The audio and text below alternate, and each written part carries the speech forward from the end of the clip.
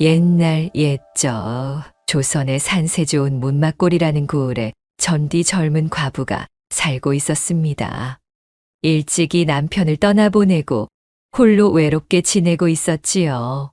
생전 남편이 남겨준 문전옥답이 제법 되어 세경을 놓고 머슴을 부려 그녀의 살림살이는 어려운 것이 없었으나 밤마다 찾아오는 외로움이 이 과부를 괴롭히고 있었습니다.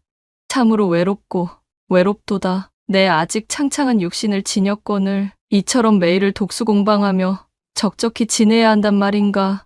과부는 입술을 깨물며 중얼거리고는 어둠 속에 취해 이불 안으로 손을 집어넣어 질척이는 손장난으로 자신을 위로하다가 탄식과 슬픔을 내뱉었습니다. 그렇게 외로움을 쌓고 지내던 어느 날, 과부댁에서 가장 많은 일을 하고 있던 고참격의 머슴 한 명이 풍토병을 얻어 몸져눕게 되었습니다. 농번기가 닥쳐 당장 일손이 급한 처지에 일이 되었으니 과부는 발등에 불이 떨어지고 말았지요. 하인 하나를 시켜 당장 실한 머슴을 구한다는 공고를 내게 되었고 평소 세경을 넉넉히 주기로 소문나 있던 과부네였기에 그녀의 집 앞 대문에는 일을 시켜달라고 찾아오는 사내들로 금세 북적이고 있었습니다. 찾아온 머슴들을 하나하나 뜯어보던 과부는 좀처럼 마음에 드는 자를 추릴 수가 없었습니다. 탁배기에 풀풀 찌든 냄새를 풍기는 자, 난 놓고 기역자도 몰라 간단한 셈조차 하지 못하는 자, 험상궂은 관상에 눈동자에는 음심이 그득하여 홀로 지내고 있는 자신에게 엄한 짓을 할 것이 뻔한 자까지 각양각색의 사내들이 몰려왔지만 하나같이 마땅찮은 자들 뿐이었습니다. 이 고을에 믿고 일을 내어줄 만한 사내가 이리도 귀했단 말인가. 그렇게 과부가 실망만 잔뜩 안고서 허송세월을 보낼 때였습니다. 예십니까요? 이댁서 일할 머슴을 구한다는 소리를 듣고 찾아왔구만요.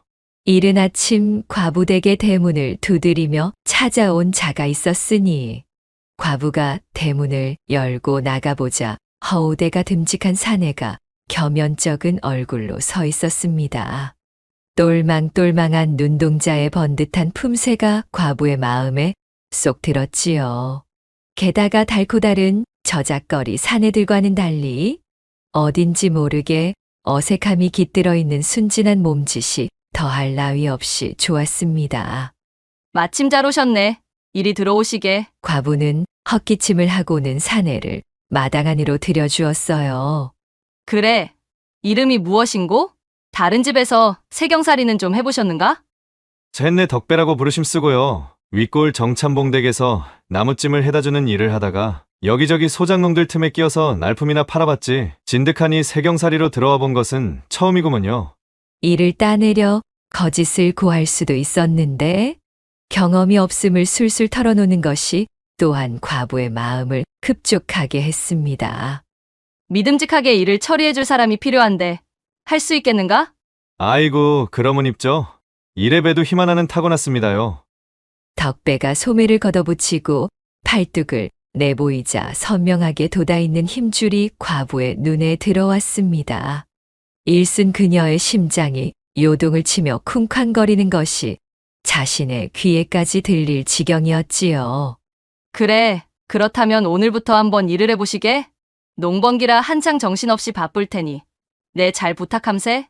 과부는 붉어진 뺨을 애써 감추며 덕배를 머슴으로 채용하였습니다. 이튿날부터 본격적으로 일을 시작한 덕배는 과연 일머리가 특출나서 전에 일하던 머슴의 그림자도 생각나지 않을 만큼 열심이었습니다. 시원스레 일을 해치우는 덕배를 보며 과부는 점점 더 그를 신용하게 되었지요. 입도 무거워 주변 사람들에게 말을 전하는 기색도 전혀 없었고 그저 묵묵히 제 할 일만 해내는 점 또한 믿음직하였지요. 뿐만 아니라 이 덕배에게 풀풀 풍기는 사내의 배포가 어찌나 아찔하던지 수확한 농작물이 든 자루를 한아름 지고와 곳간에 정리하다 말고 덕배가 흐른 땀을 닦으려 앞섭을 풀어헤치자 소작농들을 관리하던 과부가 그 모습을 발견하고는 두 눈이 휘둥그레해졌습니다. 사람들의 눈을 피해 석가래 뒤로 숨어 덕배를 몰래 지켜보던 과부는 그야말로 제 심장을 주체하지 못하고 있었습니다. 덕배 저것이 아주 넝쿨째 굴러들어온 호박이로구나. 저 널찍한 가슴팍이 참으로 단단해 보이는 것이 내 길고 긴 외로운 밤을 풀어줄 위인으로는 안성맞춤이련만. 과부는 달큰하게 흥이 오른 목소리로 덕배의 튼실한 품에 안겨 매달린 채 방아를 찢듯 운율을 타며 거하게 합의를 치르는 상상까지 하게 되자 정신을 차릴 수 없었습니다. 덕배에게 욕심이 난 과부는 혹여나 덕배가 다른 집의 머슴살이에 눈을 돌릴 것이 걱정되어 끼니마다 풍성한 진수성찬을 내어주었고 덕배에게 잔소리 한 번 없이 세경 또한 넉넉히 챙겨주었습니다. 이러다 보니 먹고 살기 위해 머슴일에 뛰어든 덕배는 과부에게 충심이 생기지 않을 수가 없었지요. 제 동네 또래 동년배들 머슴살이 이야기를 들어보면 죄 고생만 하고 세경도 제대로 받지 못해 억울한 사연 투성이인데 자신만 마치 별천지에 있는 듯 다른 세상이었으니 덕배는 점점 제 마님인 이 과부에게 깊은 마음이 있는 것이었습니다. 그리고 그러한 충심이 깊어지면 깊어질수록 어쩐 일인지 덕배의 얼굴에도 수심이 깊어져만 갔습니다. 어째 내가 들었던 이야기랑 너무도 다른 것이 참말로 이러다 천벌이라도 받는 거 아닌가 모르겠구먼. 악독한 지주가 아니라 참말로 하늘서 내린 선녀님이 따로 없는 분인디 말이여. 알 수 없는 소리를 중얼거린 덕배는 한숨을 크게 내쉬고는 곳간으로 들어가 하던 일에 마저 손을 뻗었습니다. 그렇게 시간은 흐르고 흘러 과부와 덕배의 사이가 더욱 돈독해진 어느 날 밤, 그간 벼르고 벼르던 과부는 결국 하인들이 모두 잠든 삼경이 되자 고양이 걸음으로 살금살금 덕배에게 내어준 별채를 향했습니다. 팔자로 누워 거하게 잠들어 있는 덕배의 숨소리를 따라 조심스럽게 들어간 과부는 숨을 죽이고 조용히 일을 치르기도 전에 정신이 혼미해지는 기분이었습니다. 게다가 아무리 기나긴 외로운 밤을 지새웠다고는 하지만 영색이 머슴들을 부리며 세경을 놓는 마님의 위치인 자신이 한낱 춘정을 참지 못해 자고 있는 머슴의 별채에 난입하여 이 같은 일을 저지르고 있다 생각하니 오히려 온몸이 불덩어리가 되어 타오르는 듯 하였지요. 그렇게 과부가 봉숭아빛으로 뺨을 물들이며 거사를 시작하려 할 때 잠들어 있던 덕배가 눈을 떠 벌떡 몸을 일으키며 과부를 잡아챘습니다. 아이고, 마님이요. 참말로 이것이 무슨 일이랍니까요? 아닌 밤중에 홍두깨라더니만 이러시면 아니 되십니다요. 깨어난 덕배의 목소리에 과부는 화들짝 놀라 잠시 몸이 굳어버렸지만 이미 일은 벌어졌고 춘정이 동해버린 자신의 몸도 이젠 어쩔 수 없어진 마당에 그야말로 이판사판이다 싶어 덕배에게 말했어요. 이놈아, 덕배야. 하늘이 알고 땅이 알아도 이 일은 우리만 비밀에 붙이면 아무 탈도 없을 것이니라. 내 그간 너를 봐온 시간을 믿어 이래하는 것이니 오해는 말고 그저 받아들이거라. 나 또한 이런 사람이 아니었거늘 머마는 내게 다른 생각을 품게 해주는 사내로구나. 촉촉함이 스며든 과부의 목소리에도 덕배의 저항은 완강하기만 했습니다. 결단코 안 됩니다요. 천지가 엄연히 나눠져 있는디 마님하고 제가 이래서는 경을 칠 일이구먼요. 덕배는 그 길로 과부를 들쳐안고 별채 밖으로 밀어 쫓아내고는 방문을 쾅 닫아버렸습니다. 졸지에 닥쳤던 갯골이 되어 우두커니 별채 밖에 서게 된 과부는 야속한 마음을 뒤로하고 탄식을 뱉으며 자신의 안방으로 돌아올 수밖에 없었습니다. 그 이후 두 사람의 관계는 대단히 어색해지고 말았지요. 자신의 마음을 못 이기는 척 받아주길 바랬던 덕배가 예상 밖의 저리도 완강히 나왔으니 과부의 속이 말도 못했습니다. 여인의 정절과 품위마저 내려놓고 한낱 머슴에게 제 속마음을 다 보인 것이 참으로 수치스럽고 야속하였어요. 그럼에도 덕배를 향하는 불같은 마음만은 도저히 꺼질 기미가 보이질 않았습니다. 한편 덕배는 덕배대로 하늘 같은 마님이 자신을 향해 저리도 육탄공세로 나올 줄은 몰랐기에 어쩔 줄을 몰라 마님과 직접 마주치는 것을 피하고 있었습니다. 그렇게 속절없이 시간이 흐르고 바쁘던 농번기도 모두 끝이 나고 겨울이 도래하자 덕배가 과부의 안방을 찾아왔습니다. 마님, 쇳내 드릴 말씀이 있구먼요. 덕배의 한껏 진지한 목소리에 과부가 반색을 숨기며 그를 들여보내주었고 과부 앞에 무릎을 꿇고 앉은 덕배는 고개를 조아리며 입을 열었습니다. 마님, 그간 저를 물심양면으로다가 도와주시고 베풀어 주신 이내 참말로 죽어서도 잊지 않을 것이구만요. 이것은 솔직한 제 진심입니다요, 마님. 아니, 그게 갑자기 무슨 소리냐? 덕배 내가 마치 어디 먼 길이라도 떠날 사람이냥 구는구나. 모든 것을 실토하겠습니다요, 마님. 그리고는 침통한 표정으로 말을 이었답니다. 사실 쇳내는 저짝의 정참봉 어른이 일부러 이 집으로 보낸 놈이구먼요. 마님 댁에 머슴으로 들어와 마님의 전단문서를 훔쳐오기로 약조된 이른바 도둑놈입니다요. 정참봉 그 양반이 전부터 줄곧 마님네 알짜배기 논을 노리고 있었지요.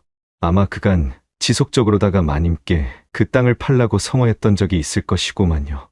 마님께서 순순히 땅을 내어놓질 않으니 정참봉 댁에 고리가 잡혀있는 제게 불호령을 놓고서는 쇳내의 빚을 탕감해주는 조건으로 이 집에 잠입해서 전단문서를 훔쳐오라 시켰지요.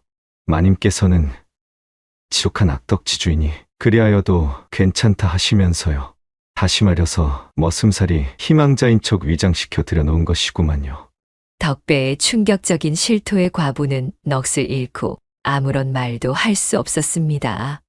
그녀의 사색이 된 얼굴을 본 덕배는 더욱 죄송스러운 표정으로 다시 말했습니다. 처음에는 저 하나 살아보려고 마님을 배신하려는 마음도 있었지만 저 들판의 한낱 짐승놈들조차도 하물며 자기 걷어먹인 주인은 알아본다 안 합니까요? 저를 극진히도 대접해 주시고 거기다가 이 모자라고 쓸모없는 놈을 그래 사내로까지 봐주셔서 친히 품어주시려 한 것을 배신하는 일은 개돼지들도 안 할 짓이구만요. 남의 집 품팔이를 해오면서 마님처럼 저를 사람 대접해 주시는 분은 처음이었습니다요. 모든 것을 실토하고 굵은 눈물을 뚝뚝 흘리며 고개를 떨군 덕배를 바라보며 과부는 한동안 잠자코 있었습니다. 이윽고 과부의 입술이 무겁게 열렸지요. 너의 빚을 대신 탕감해주고 그 땅도 정참봉에게 순순히 내어준다면 그러면 되겠느냐? 네? 뭐라고쇼? 정참봉이 원하는 땅 문서를 정참봉이 원하는 가격으로 팔겠다. 이 말이다. 그리고 내게 묶여있는 고리의 빚도 내 갚아주겠다고 하였다. 그리하면 너도 더 이상 무거운 마음의 짐을 지고 살지 않아도 되겠지. 아니, 마님, 그게 무슨 천부당 만부당한 말씀입니까요? 그 땅이 어떤 땅인데 그것을 저 같은 놈 때문에 포기하신단 말씀이십니까요? 게다가 쇳내가 어찌 이 집에 들어온 것인지 아셨으면서 제 빚을 갚아주신다니요? 덕배가 파랗게 질린 채 벌벌 떨며 반문하자 마님의 낯빛이 한결 온화해졌습니다.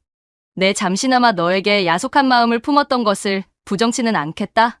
허나 이렇듯 솔직하게 내게 모든 것을 털어놓은 데다가 천성이 악하지 못한 내가 그러한 사실을 숨기고 지내느라 그간 얼마나 마음을 졸였겠느냐.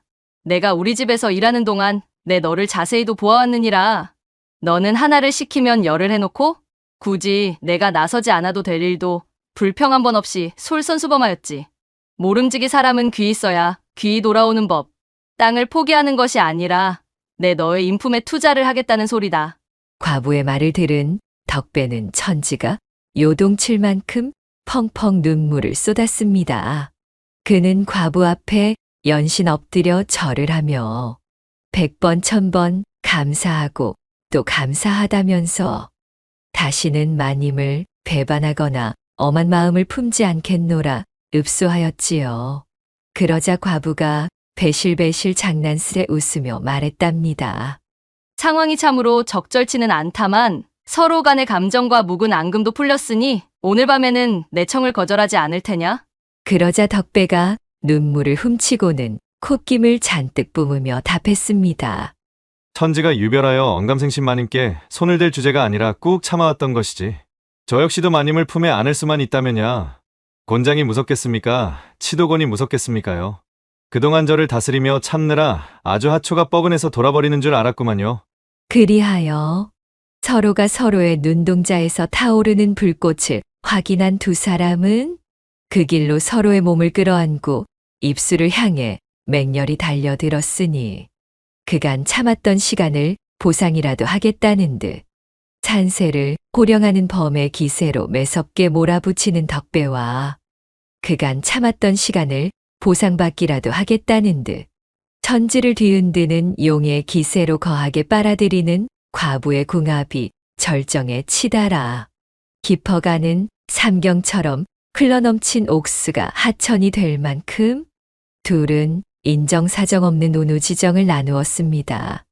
덕배의 묵직한 공격을 여지없이 받아내던 과부는 벌어진 입을 다물 줄을 모른 채 자신의 육신과 한 몸으로 뒤엉킨 덕배를 와락 끌어안으며 자지러지는 탄성을 억눌렀습니다. 그렇게 한바탕 소란을 펼친 뒤 덕배는 자신을 위해 땅을 내어놓고 빚을 탕감해준 제 마님의 은덕에 보답이라도 하려는 양 낮에는 전보다 2배 3배 열심히 몸을 놀려 일을 하였고 밤에는 지치지도 않고 마님을 위해 열성을 다하여 봉사에 매진하였으니 과부는 땅을 내어준 것이 하나도 아깝지가 아니하여 항시 얼굴에는 웃음꽃이 떠나가질 않았습니다. 마을 사람들도 나날이 생기가 돌고 어여뻐지는 과부를 보며 의아해하였지요. 이후로도 두 사람은 굳게 비밀을 유지하며 이 미래를 즐긴 덕분으로 과분의 담벼락에서는 오래도록 웃음소리와 교성이 끊이질 않았다는 후문이 옵니다.